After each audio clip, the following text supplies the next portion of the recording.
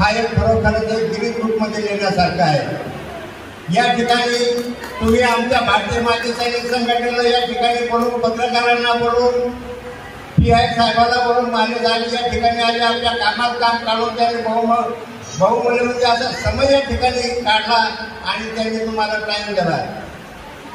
असा सोहळा साजरा करण्याकरता आपण दरवर्षी या ठिकाणी आले तर संघटना ही अलग जरी असली तरी या परिसराला आमचं जेवढं सहकार्य आपल्याला लागेल ते सहकार्य मात्र यापुढे करू।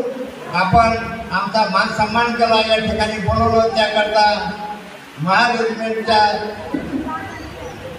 17 बटालियनचं मी या ठिकाणी मनापासून स्वागत करतो, अभिनंदन करतो आणि कौतुकही करतो।